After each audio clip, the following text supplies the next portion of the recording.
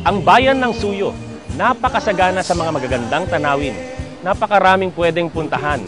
May isa nga ili nga pagwadan iti eco-cultural tourism.